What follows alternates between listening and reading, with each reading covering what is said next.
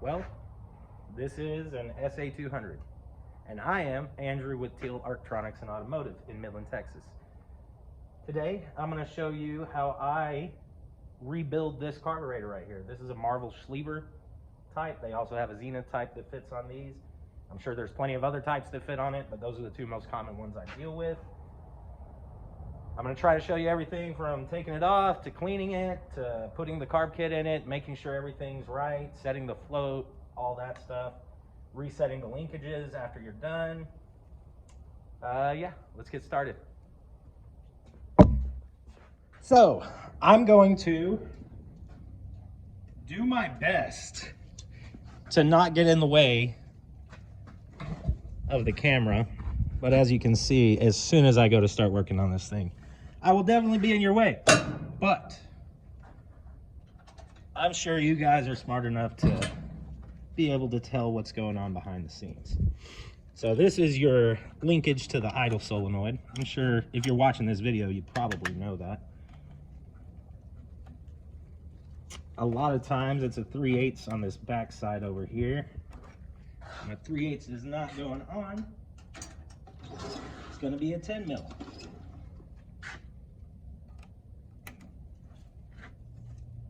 So I'm just taking the screw off of the throttle linkage on the carburetor here, because we got to get everything off of the carb to be able to service the carb. There we go.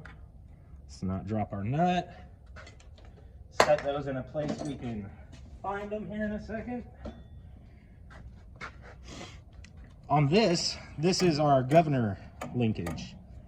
A lot of guys will loosen it there, take it off from back here. I find it just a little bit easier to grab this little collar right here with some pliers and pop it off.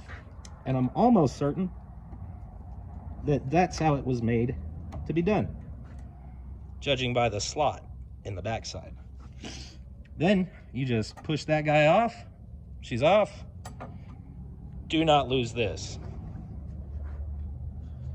All right, now we're most of the way there. Fuel hose, take it off. Then we have the choke cable that we need to get off. And get off. You just loosen right here. Loosen right here. On the Zeniths, so this screw right here is actually tapped into this back plate, the choke plate. But on the Zenith carburetors, there's actually a nut. It's usually a square nut, if it's original, on the back side. So you'll need a backup back here on the Zenith carburetors.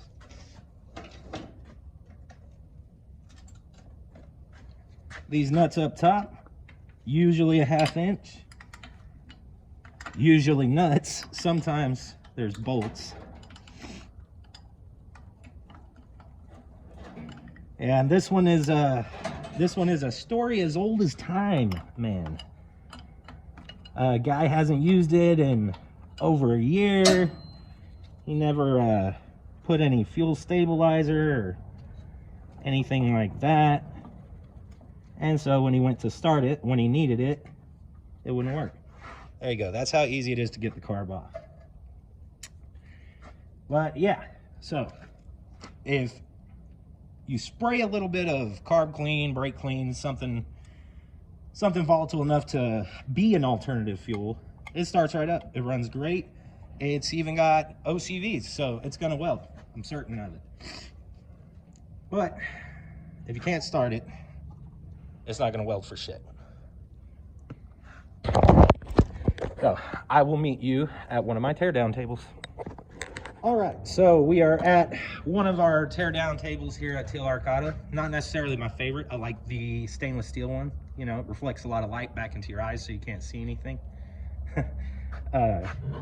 We're just gonna start by taking this filter off. How about that? You can get all sorts of little filters for this, guys. I've seen them without filters. I mean, these machines, you know, they're pretty old.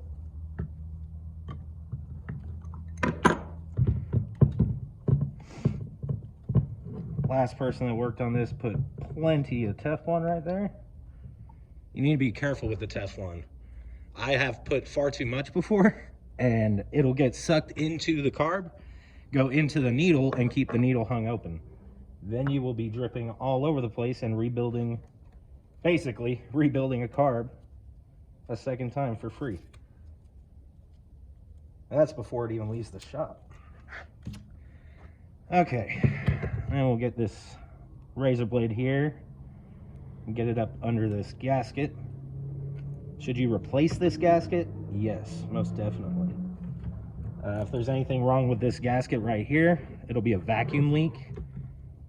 Basically, this is an updraft carburetor, so if there's anything wrong with this gasket, it'll be sucking air from here instead of here.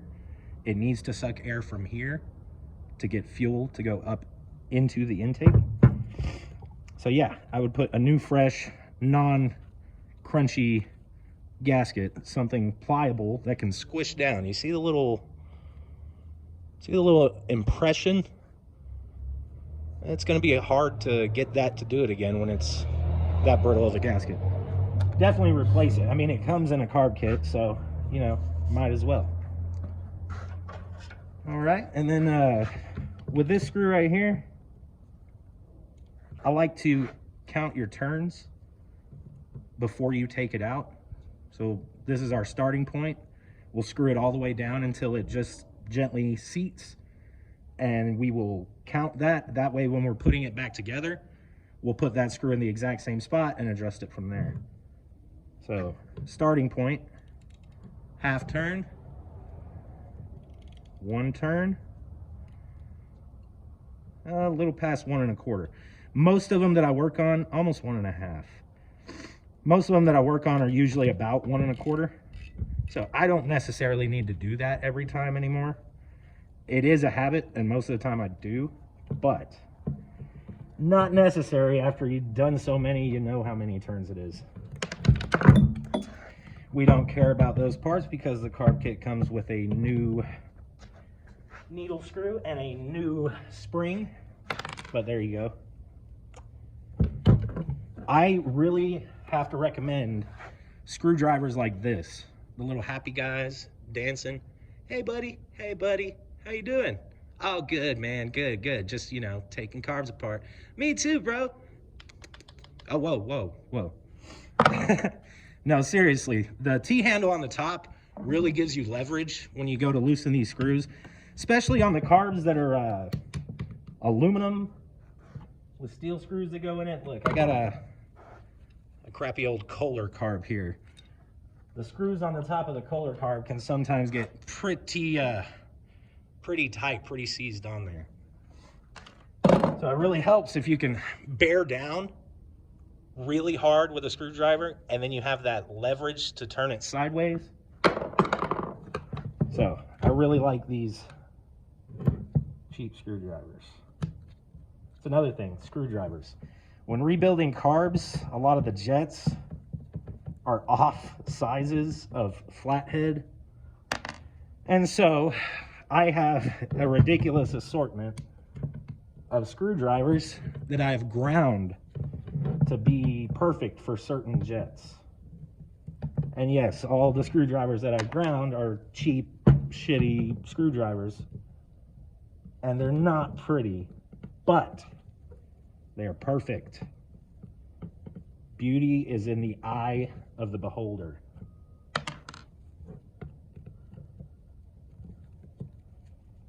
Last screw right here. And then sometimes these can get pretty stuck on. I literally just give it a tap with the back side of the screwdriver. Well, that was cool.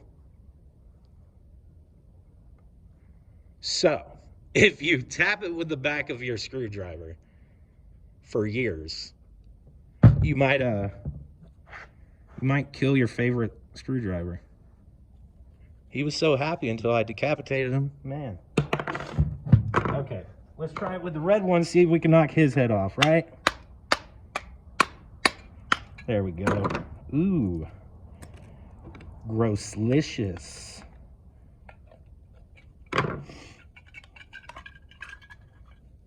And now you've got your two halves of the marble Schlieber. Your Venturi, you've got your float, which this float looks pretty good. I've seen some pretty bad ones.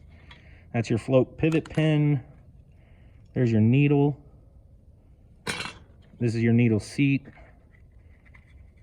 This is the old gasket. We will definitely be putting a new gasket. Get this razor blade in there.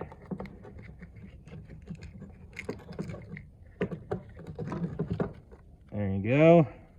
This guy just kind of slips out. All of these parts definitely need to go back in there. This is your main power jet.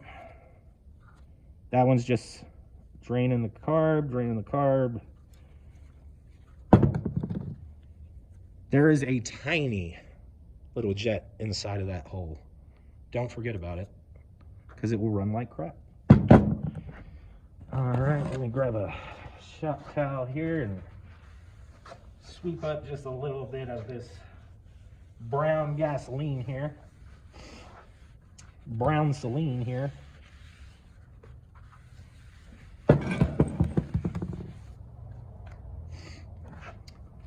All right. So for this guy, what I did was I took a scraper, like an old Craftsman carbon scraper, engine carbon scraper, and I flattened it out on a grinding wheel and then hit it with a file and try to get it as square as I could. And it works two ways. It works great like this to loosen them. A lot of times nobody gets them tight enough to use them this other way. I tighten them like this. You get so much more leverage. And you know that that gasket's sealed.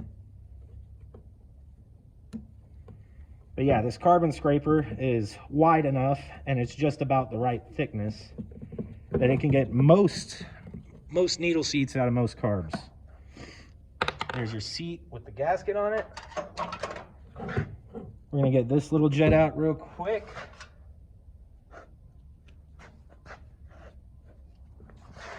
And then we're gonna need this guy, I believe.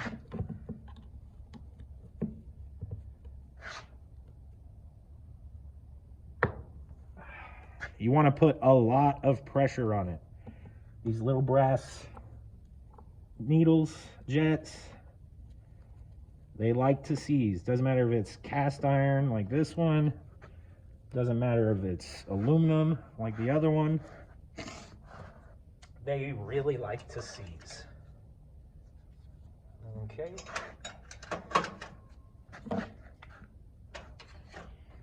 And then this guy in here can be a little bit of a pain. I insert my screwdriver and just lightly turn it until I feel it just barely slip in. There it goes. And then again, put massive amounts of pressure downwards. And she should break loose.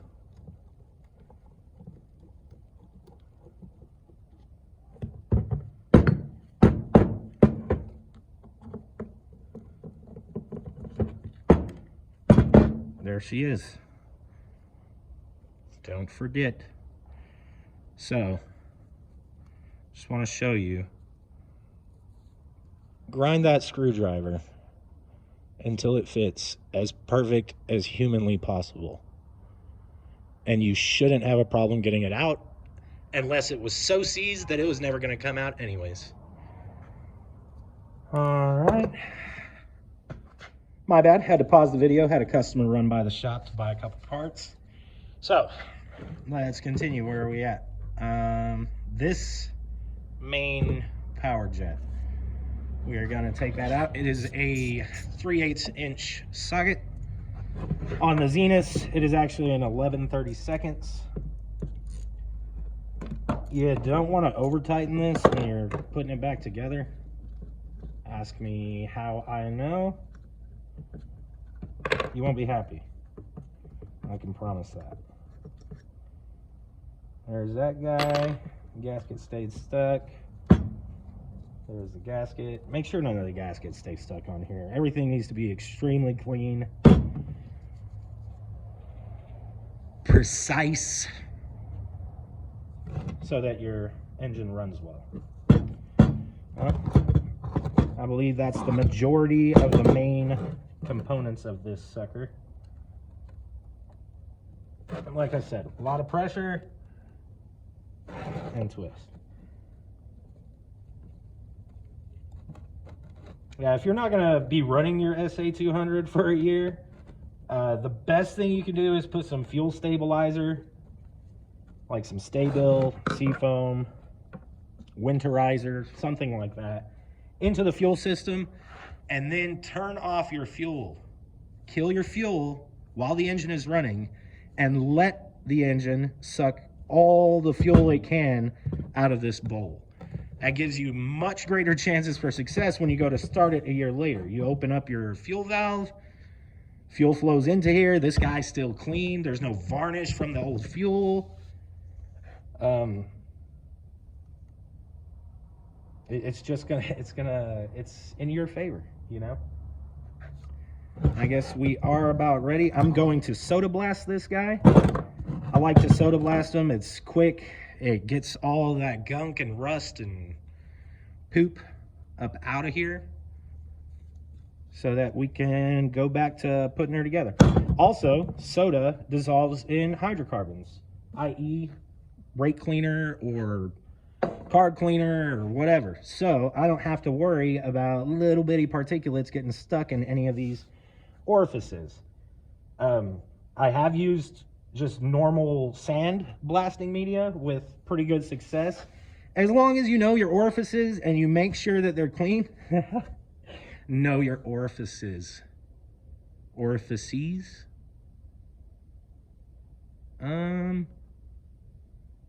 Orifices. Know all your orifices.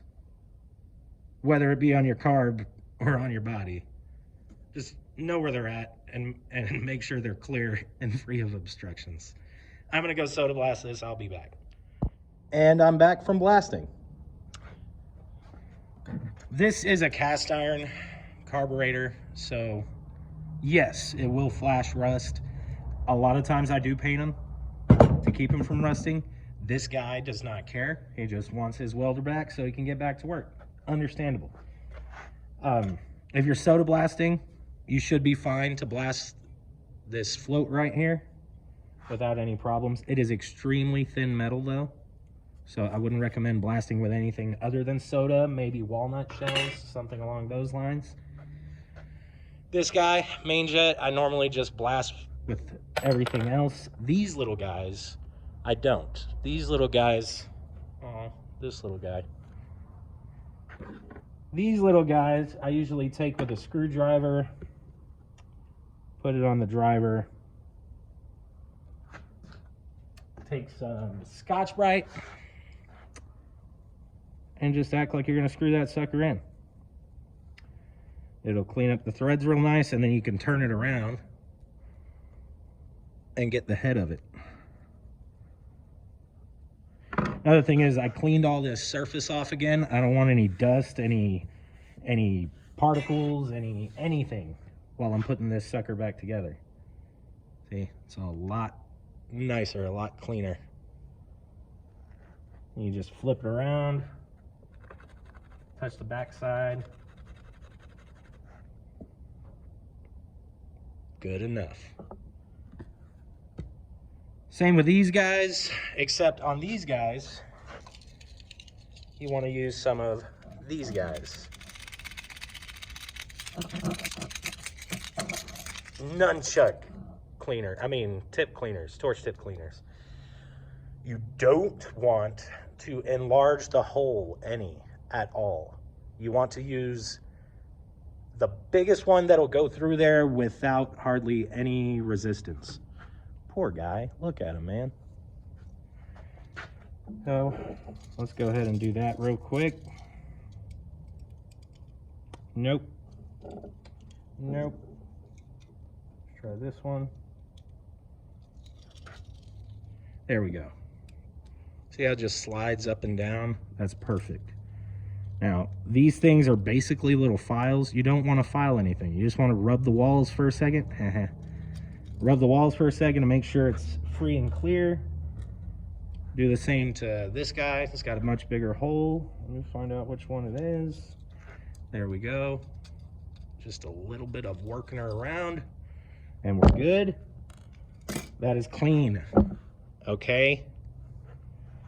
Then we're going to reinstall this one in here and this one in here.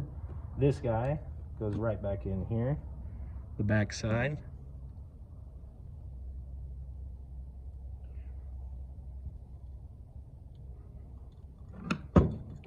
Now going back together, you don't want to put all that force I was talking about earlier on this guy. You just want to snug everything up. Except for that needle seat. I tend to get that extremely tight because on these Marvel Schlieber carburetors, I've had problems with fuel leaking past the gasket around the seat and into the bowl and flooding. So that's the only place I tighten the ever-loving crap out of. But other than that, everything else just needs to be snug, man. Plugs, these other jets and whatnot, they just need to be snug. Just need to be snug. And you will be fine. You will be all good. Don't forget to blow air through these jets before you actually install them.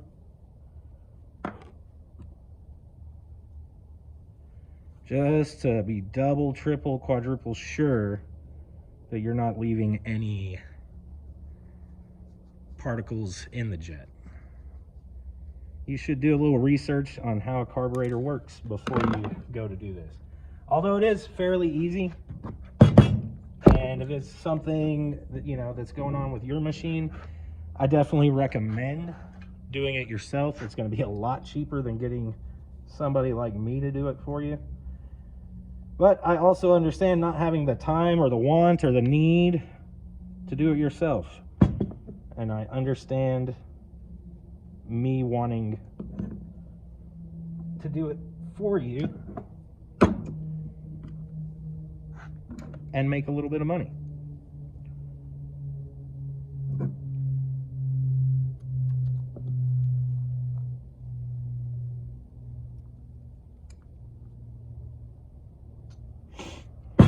That's that. Now we can get our carb kit out over here.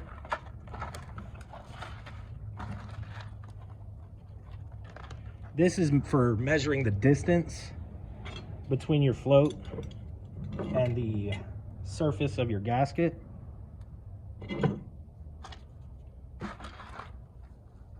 These kits come with two different needles. You're going to want to take the old one and match it up.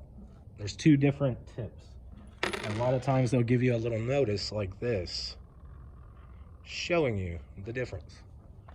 So this guy is not our guy. This guy is our guy. We got a new float pin. We're going to install our needle seat first. After we install this needle seat, we will install the float and the needle, and then we will get a measurement to see exactly where we're at as far as the height of our float. If you get the float too high, so this way the carb is upside down. If you get that float too high, is what I mean, then you won't have enough fuel in the bowl to run well. You'll be running lean if you're running at all. So I guess you could call this too high if you have the carb in the upright position, but I consider that too low because how you measure it is upside down right here. And if you have it too low, then you will be flooding and you won't be running right. So set it according to what it says on your rebuild kit, which on the Marvel, let's see,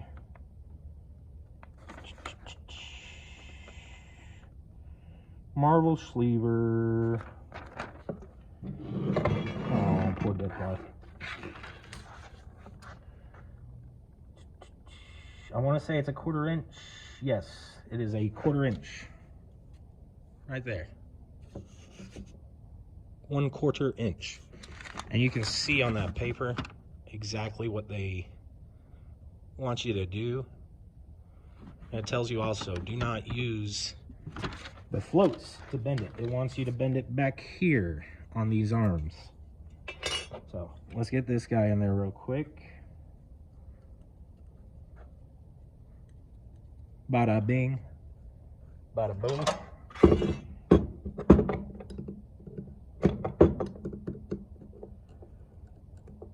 There are some carburetors that I work on that I have little standing fixtures for and whatnot to help. See, this is what I was talking about. Works great like a screwdriver to get it down, but then once you're down, I really like to hold everything nice and solid, and really give it the beans. Those who know. Now we're going to take our needle and slide this little keeper right around the head of it. And we're going to slide that onto the float. Then we're going to take our float pin. We're going to set this guy in here. I'm going to put the pin through. No gasket. No gasket. Most carburetors want you to measure it without the gasket. You put the gasket in there, you got to think about it. The gasket takes up some thickness too. It's not made of nothing. So, no gasket.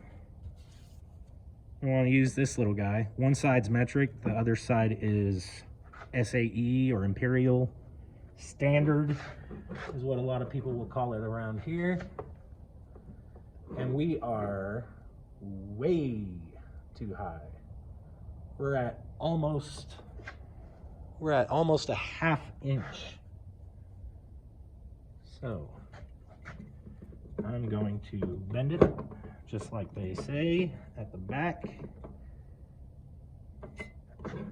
Now we are way too low. And that's how it goes.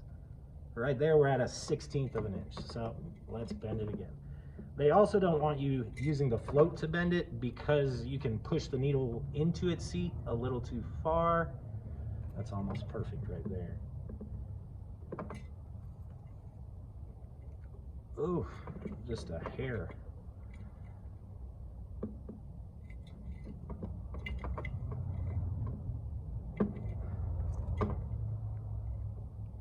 Nope. I like to get it as good as I can. So, let me see if I can get a little bit better view on this for you. And maybe show you exactly what I'm looking at. And we'll see if that helps you understand the business of what's going on here. Set this guy down a little bit.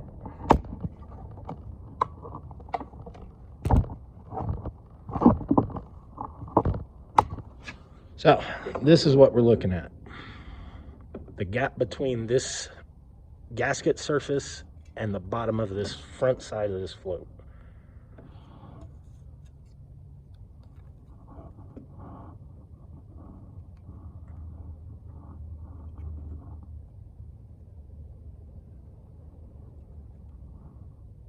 All right. Let me pick you back up to give you that sweet point of view that you had. Y'all had. Hopefully there's more than just one person watching this. And if not, I guess it doesn't matter too much. Because I'm having fun regardless. Having fun killing my tools. Man, that's going to eat at me. Those of you that have spent ridiculous amounts of money on your tools, even if it's a cheapo, like this guy, still hurts, man. Still hurts. All right, so now let's do this side. I'll use the flathead to help me hold pressure up off of that needle. And I'm gonna call that good. So now that our float is adjusted correctly, we can pull that float pivot pin back out, pull our needle and float back out. Need to clean this guy.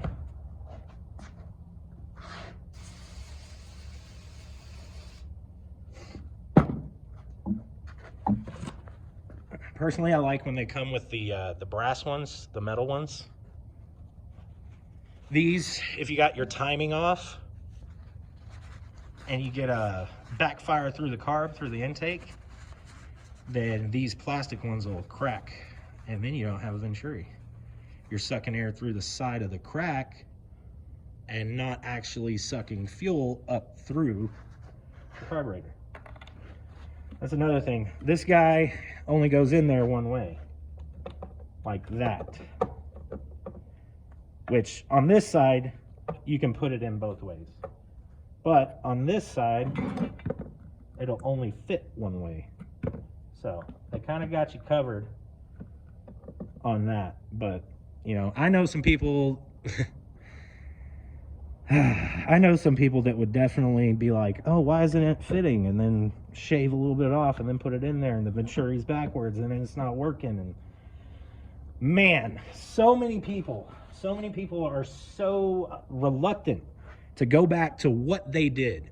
You know, I've had, you know, 30-year plus experienced mechanics come tell me, hey, I did this to a vehicle and now it's running like crap and, you know, I don't know what to do. And I'm all, well, did you go back and check what you did?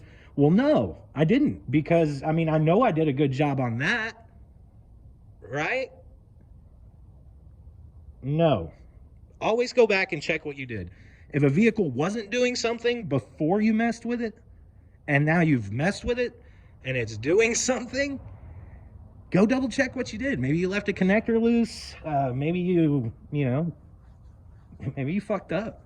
Maybe you dropped a spark plug, and now the electrode is touching. You're never going to have a spark. You're never going to fire on that cylinder. Always double check what you did before you start going down avenues of, oh, it could be this, it could be that, it could be this, it could be that. Also, don't just throw parts at things. Ask Scanner Danner. Yeah, go ahead. Ask Paul. See what he says. Don't be a parts changer. All right, let's get the gasket on there.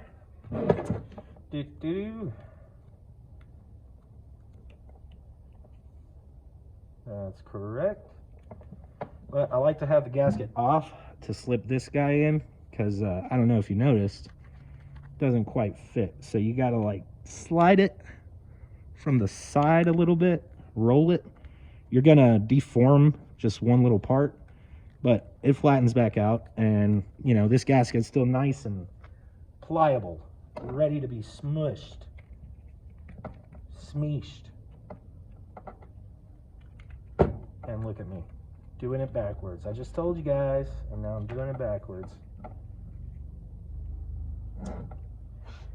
This gasket's double-sided. It works both ways, but not all of them are, depending on the carb you're working on. The Zenith is definitely one direction. Make sure you put it on there one direction. One direction. Okay. Now we can get this guy back in. Then we can get our pivot pin back in.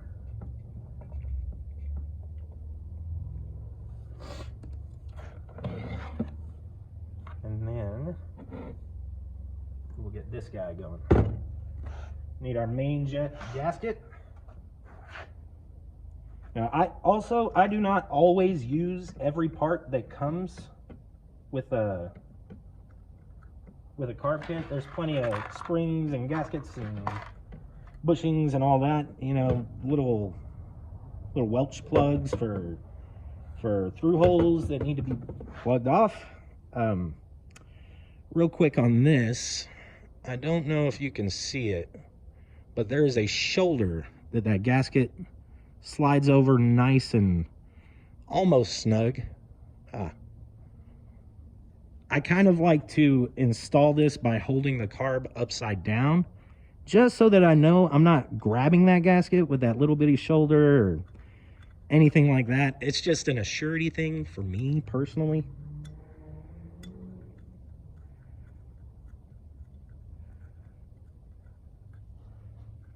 until I touch down. Gently seat it with my fingers. Then we'll take our socket and ratchet and we'll snug her down. Remember, do not go too tight. They will break. You want that gasket to be sealed, but you don't want it to break. And then you got to extract, if you do break it, you got to extract the threads that stayed down in the hole. And it's just not fun. It's just not fun to mess up. So let's not mess up. All right, we've got our new needle. We've got our new spring. We got our new gasket for the top side. Yep, I think we are all good. I am actually going to go clean up these bolts real quick, and then I'll be back. So cleaning the bolts is not like critical or anything, but my mind won't let me not. If I blasted the carb, my mind would really hate it if there was some rusty screws sticking out, even though they're all going to rust on this one anyways. So just an explanation. I like to hold this one down here, flip this one like this, make sure I'm lining everything up nice, and make sure it sets down, no gap, no nothing, before I flip it around. Use that little choke as a kickstand. Now, I don't know how you guys screw your chickens, but I like to get everything started before I just run it in, you know? And that's on everything, man, especially, you know, timing covers on engines. Man, I mean everything, especially nowadays. I don't know, nowadays, manufacturing processes, machining, CNC, all that stuff. You know, ask John Saunders. It's crazy how well things fit together nowadays. But still, especially on older crap, I like to get every bolt started before I tighten anything down, because inevitably, my luck and just how things tend to go, I will get one of them tightened, try, you know, getting all the rest. I will tighten 30 bolts on something, and on the 31st bolt, can't get it in. I got to go back and loosen every single one of them. So for the past decade, I just get a couple threads on each one, man. You know, it's gotten to the point where it's such a habit that even if I have locating dowels, even if it's a brand new vehicle and everything mates up like they were born together, cast together, molded together, I still just, you know, start. You're just saving yourself a bunch of headaches. Or do what you want, you know. It's your life. I'm just living in it. Just trying to help, man. Now these, I do kind of give it the beans.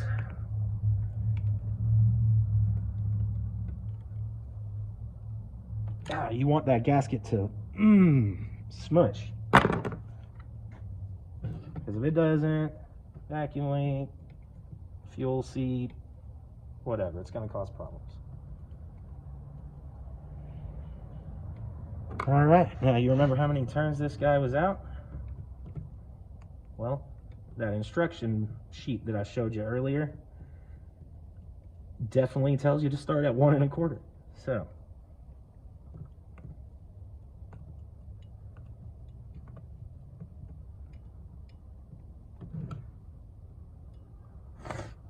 right there.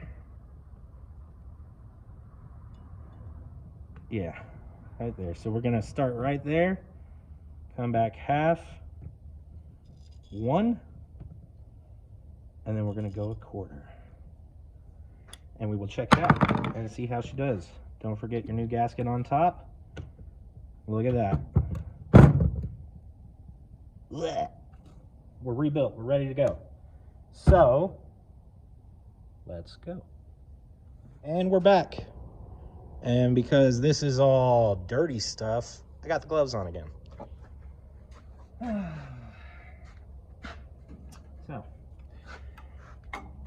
I could just do y'all like, you know, service manuals do me and tell you that installation is reverse of removal. But I guess I'll actually show you the installation.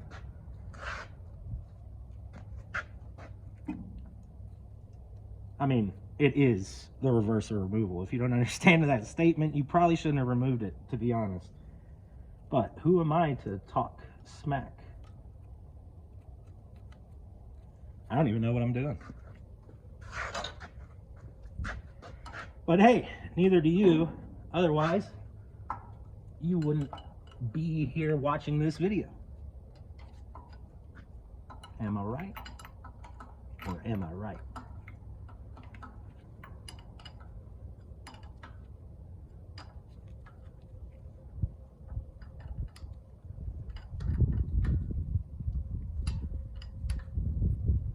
You want these pretty tight, but you know, I don't know why, but it's very easy to break these studs inside of this inside of that carb flange. Maybe it's because they're usually anywhere from, you know, 30 to 100 years old, and they've been tightened a million times and over tightened at least 3/4 of a million of those 1 million. But yeah, you want them tight, don't break them. Actually, before we put these linkages on, it's always a little nicer. I guess it doesn't matter, we got the space, but in my opinion, it's a little nicer to have all the space you need. Hook up the choke on the back side, hook up the fuel line, which that's another thing as far as the fuel line goes. This isn't how I normally cut these, but I don't want to walk away from the camera and leave y'all sitting here waiting for me to come back. These things are awesome. The old school asphalt covered heat shields, I like them. I actually found a place to get new ones of them. But there's all sorts of heat shield type materials you can use. You just want something. I mean, it's fuel, you know, it's fuel coming out of there, and that is hot. That is hot exhaust. And if you don't have this right, well, then the engine's running lean. And if it's running lean and your exhaust is tore up as much as this is, I mean, you never know when it's gonna finally crack through. You're running lean, you blow a backfire through the exhaust, hits the hose, which is like 800 years old, doesn't want to move. There's a crack, there's a fuel leak. Oh no, your shit's on fire. And guess what this is usually mounted to? Your truck. So, yeah, protect it from that exhaust. I mean, what are the chances of what I just said happening? Probably slim to none, but just don't put yourself in that situation. Another thing, you just rebuilt this car. Don't use the same hose. Put a new fuel filter in line. This one didn't even have a fuel filter in line. Don't make yourself have to go back into this carburetor. Why would you do that? I just noticed something on this one that I wanted to point out. This fuel system is gravity fed, and it's sized for a 5/16 fuel line. That's for the fuel volume that you need to flow into this carburetor to run well, even under a heavy load. You know, under a heavy load, you're going to be pulling a lot more fuel through the engine. This is a 1/4 inch fuel hose right there. I know you can't measure it through the screen, but that can cause running issues also. The reason I noticed it is because on the other side, man, is it hard to get off. All right, so you need yourself some 5/16 inch fuel line and a hose snipper. I actually think this is a PVC cutter, but I mean, same deal. What I normally do is I start at my back and work my way forward. All right, and we want our filter, probably, to be honest, right about there. I like the filter further back, real close to this frame right here. I don't know if you can see it. Yeah, you can see it. Yeah, real close to that frame right there. That way it's as far away from the exhaust manifold as we can get it. It makes it a little harder to tighten said filter. I like using Wix filters if I can. Let me put my hose clamps on there.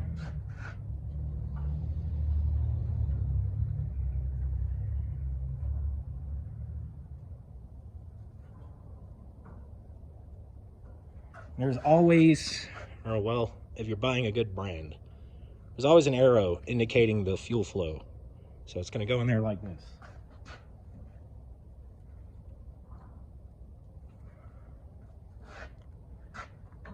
And we just keep working our way forward. So you don't want so much hose that it's going up here. I mean, physics dictates. I mean, it's called gravity fed for a reason. If it's got to go up higher than the fuel tank or higher than the level of the fuel in the tank, it's not going to make it to the carburetor. So you just want a nice swooping installation like so. Maybe a little bit higher just because that guy's right there. But yeah. So I like the writing on the hose. I use that to tell myself where to cut. Probably cut right in between those two M's, the M and the M's.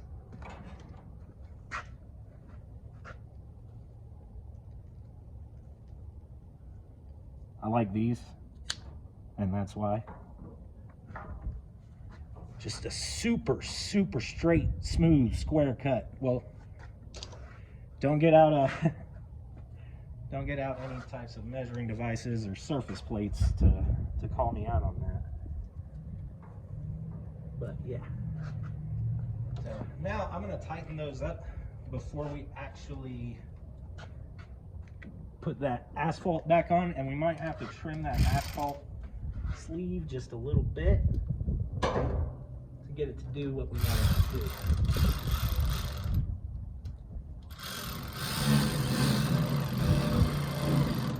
I like this electric ratchet, but you have to be careful. They're far more powerful than you would imagine.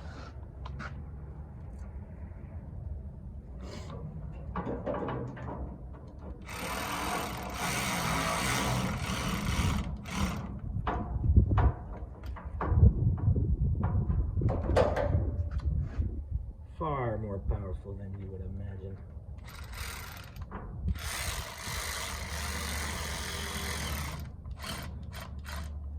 You will strip your clamp, and that's not the point of the clamp.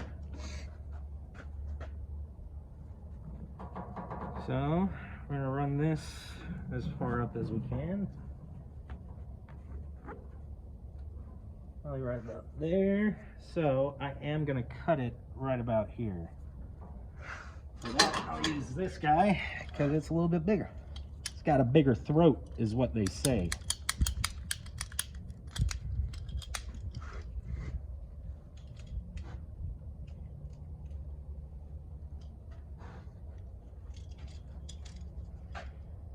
Okay. You know, a lot of people don't understand that the SA200s were made so long ago, back in a time where everything was adjustable, right? I mean, you can adjust everything on this thing. And that's part of the problem, at least nowadays, is that everything needs to be adjusted perfectly to run well, to run correctly, to do what it's supposed to do. Which is why these, in my opinion, if I were a full-time welder, these are not the machines I would be using. Now, is there something in this machine that makes it very desirable to weld on? Yes. What is it? Man, I don't know, to be honest. Maybe it's the engine that they put on this generator, but you can feel it in the arc. There's something about an SA200. They're very unreliable. They take a lot of maintenance. Nobody maintenances these things like you should. You know, people ask me about the rear main seal all the time. That rear main seal leaks on almost every single SA200 that comes into this shop, whether it has a Continental F162 or a 163. The fact of the matter is, if you look through the Continental engine manual, it gives you the service intervals. The service interval for this engine, at least in my area, West Texas, we are covered with dirt. I mean, look, you can see the dirt everywhere. Dirt in the air all over the place. That dirt is very harmful to the engine. That rear main seal is a piece of rope. It relies on the bearings of the engine running concentric with the crankshaft, or the crankshaft running concentric with the bearings. Everything needs to be in line and beautiful and perfect. Back there, over here-ish, there is a bearing that holds the armature concentric with the crankshaft. So when that bearing goes bad, this armature starts to wobble. Now, if the bearings in the engine are good, the wobble is not all that hardcore. But what it does is the harmonics of that bearing back there wobbling will still eat out this seal. But that's not even the worst problem. The worst problem is the fact that nobody, and I mean nobody, services the engine, i.e. changes the engine oil the way they should. Same with those oil bath air filters that go right here. Nobody changes the oil like they should. In our area, severe duty, the manual for the engine recommends every 100 hours. Dude, if you're burning rod, if you got this thing running for 10 hours a day, I mean, that's 10 days. You know, I know some of y'all work weekends, but we'll just say Monday through Friday. That's a 5-day work week. You run it 10 hours a day, you've got 50 hours a week. Every 2 weeks, you should be changing your engine oil and the filter. I know guys that bring me their machine that haven't changed their oil since the last time they brought me their machine a year and a half ago. You can't expect this thing to be reliable in this type of environment when you're not servicing anything. And even when you service it well, it's still going to have problems. The technology is old, you know. The governor shift shafts over here, they leak like crazy. And you put a new seal in it, yeah, charge somebody, put a new seal in it. But if the bearings are gone, if the oil's 2 years old, and they've been running it this whole time, man, there's no point. There's no point. Those rear main seals, I don't do the rear main seal by itself anymore. 99% of the time, the rear main seal is out because the bearings are out, because you never changed. So, camera died. 99% of the time, when that bearing is out, when that seal is out, it's because the bearings are out, because you never changed the oil. Those bearings hold that crankshaft still. Whenever, I'll give you this diagram. Whenever the crankshaft's spinning in new bearings, it's very concentric, very still, very perfect. When those bearings get wallered out, well, that crankshaft is basically slapping around in there. And you can imagine the oil guard and the pocket where the piece of rope seal goes is just getting eaten out, for lack of a better term, by the crankshaft. And like I said, same for that bearing over there. So if that bearing's out, which 99% of the time it is, and the engine bearings are out, which 99% of the time they are, it will not seal, no matter how many times you put a seal in it. So I only do that seal now when we're rebuilding the entire engine. Another piece of advice, when we're rebuilding the entire engine, it's going to be expensive and the engine's going to be down for a while. I mean, the machine shop I use here in town is crazy busy, and I use him because he has a reputation, same as me. I don't mind waiting, and I don't mind telling my customers that they shouldn't mind waiting for good machine work. This engine will be at that machine shop for at least a month, a lot of times closer to 3, just depending on my machine shop's workload. That's, you know, that's a lot of time to be without your machine. Do you have a spare one? And not only that, you're looking at, you know, turnkey engine rebuild on an SA200 nowadays. You can call anybody. It's going to run around $5,000. You know, a little more, a little less. It's going to run around $5,000. You can find an SA200 on Facebook Marketplace, Craigslist, eBay, running and welding for $3,000, $3,500. You know, some people are, you know, want more than what I know what I got, bro, you know, right? And they want more than what it's worth. But in my opinion, if you just need to get back to work, go buy another one, man. It's not worth it to repair or rebuild or anything on the SA200 unless it's got some sentimental value. You know, I mean, you're not going to change the oil.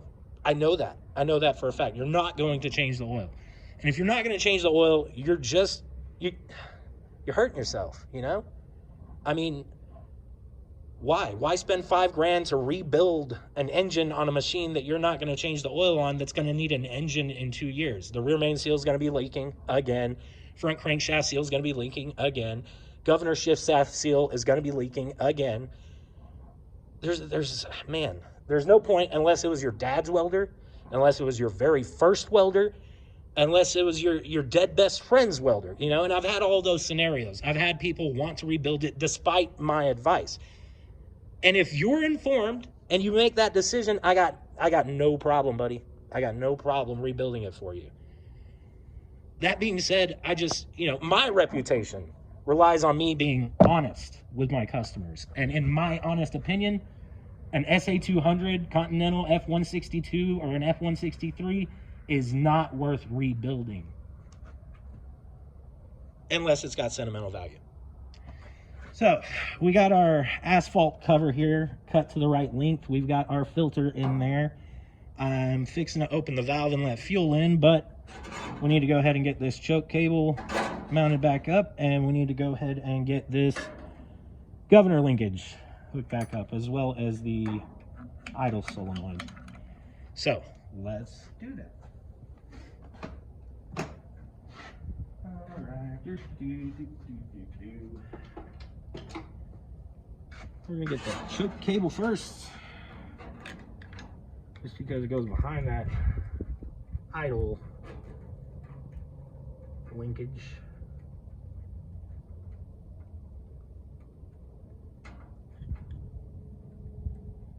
Okay, so that's another thing. That's all the way choked right there, all the way there. Our wire doesn't make it all the way in, so we're going to cut a little bit more off of this so that we get the full choke. If you can't full choke it, then on a real cold morning, you're gonna have a hard time getting started in the workday. So what I do is I use these dikes, these cutters, to split the sleeve, and then I do it again. That gives me enough room to get the tip of these cutters in there and cut it without cutting my wire. Just a little tip, just the tip, just for a second, just to see how it feels. Okay, I'm sorry. See, I like to make sure that the sleeve is just barely sticking out of that side of the sleeve holding bracket.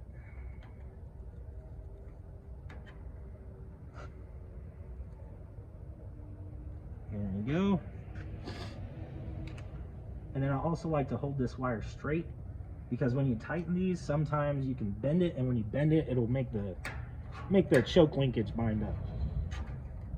So also make sure that your choke is pushed all the way in. Hold that guy down and everything where it's supposed to be.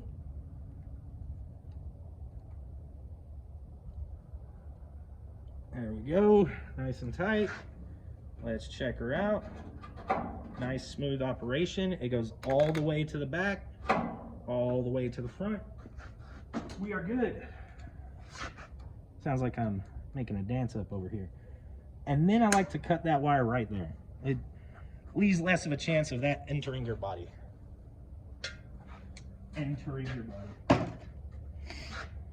All right, and then we'll get this guy on real quick.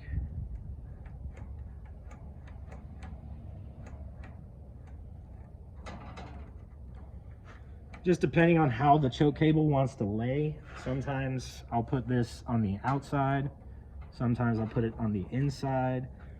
As long as it's not getting in the way of these screws on this linkage, it honestly doesn't matter. You can call it a preference thing. You can call it what you want it.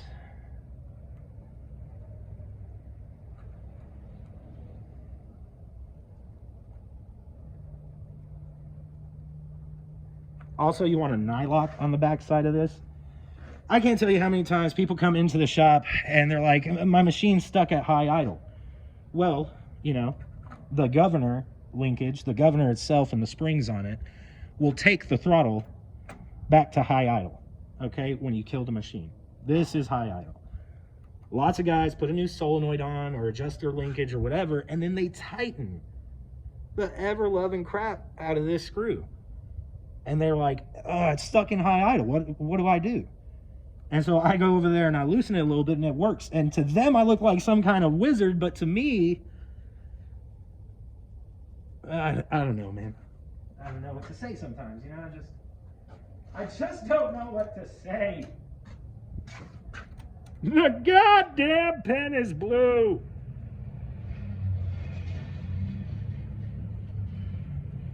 But yeah, you want to use a nylock on the back side. That way there is some wiggle room right there.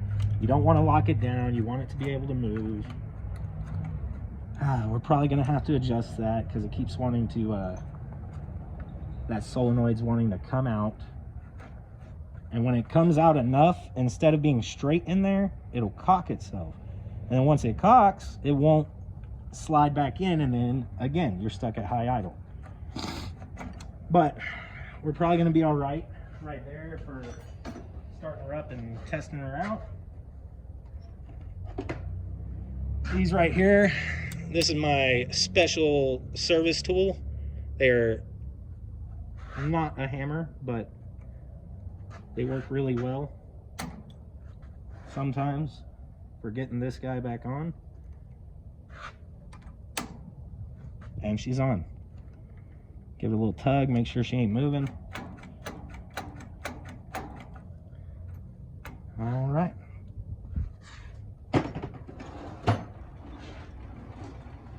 Give me just a second and we will get this thing started up and make sure, well, honestly, make sure she starts up. So, I'm gonna move you. All right, all right. I've got you moved. I'm gonna see if we can't start her up and, yeah, see how it goes. Wish me luck. I wish you good luck. Ooh, look at that. It almost returns on its own with the spring tension on the choke. But here we go.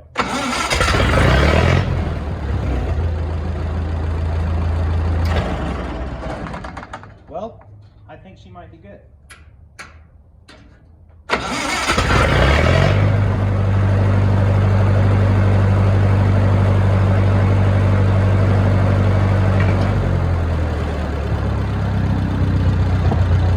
So I don't know if you can hear it like I can, but those low idle RPMs are just a teensy bit too low.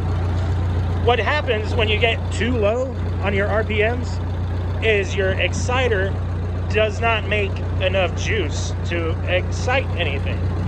A lot of guys like their rain cap to just bounce. Well, usually that type of RPM is too low. Sometimes you won't be able to strike an arc without flipping the switch to high idle first.